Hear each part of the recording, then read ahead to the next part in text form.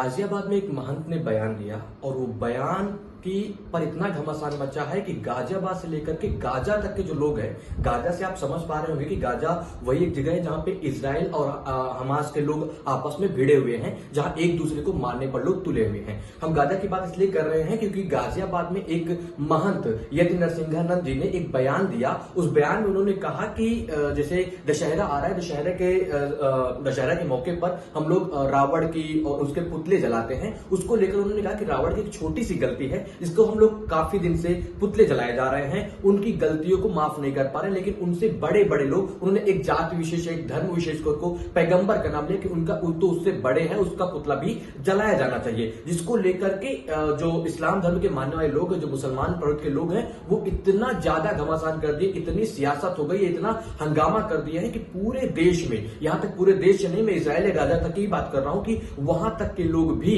इस पर शामिल हो चुके हैं, प्रदर्शन कर रहे हैं, पुतला फूक रहे हैं, एक दूसरे का एफआईआर की मांग कर रहे हैं, कार्रवाई की मांग कर रहे हैं, सब कुछ है। उसके साथ साथ ही हम लोग प्रॉपर देख रहे हैं कि जैसे जो हिंदू धर्म के ही लोग हैं, जो हिंदू धर्म को मानने वाले नेता हैं, जो उनके अग्रकर्ता हैं, वो भी सेक्युलर के चलते, अपनी वोट बैंक के चलते, मतलब जो हिंदू धर्म के लोग हैं या फिर जो मुस्लिम धर्म के पक्ष में आकर के तरह तरह के बयान दे रहे हैं। कुछ लोग कार्रवाई की मांग कर रहे हैं, कुछ लोग कह रहे हैं कि ये इस पे कार्रवाई हो रही है। वहीं इस सियासी गलियारे में घमासान मचा हुआ है पूरे देश में। 29 सितंबर को ये बयान दिया गया। 29 सितंबर के बयान के बाद पूरा घमासान मचा है। आज 7 अक्टूबर 8 अक्टूबर हो गई है। 7 अक्टूबर को भी अभी तक वहां पे सिर्फ और सिर्फ जो मुसलमानों के अंदर एक प्रवृत्ति बन गई है कि वो यहाँ पे सुरक्षित नहीं, कई तरह के इससे पहले बयान आते रहे हैं। जबकि मैं बता दूं कि इसी में एक मौलाना इमाम ने यह भी कहा कि जो ये नरसिंहानंद जी हैं, अगर इनके बयान पर कार्रवाई नहीं होती तो जो मुस्लिम के जो युवा लोग हैं, जो युवा प्रवृत्ति के लोग हैं,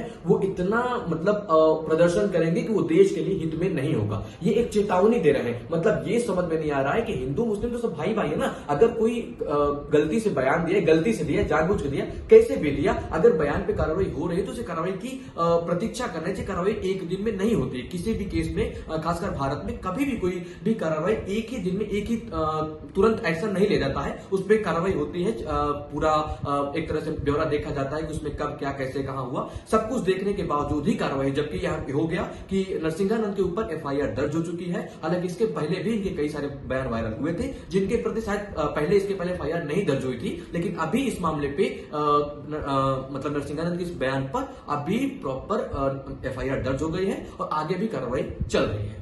बहुत बहुत धन्यवाद।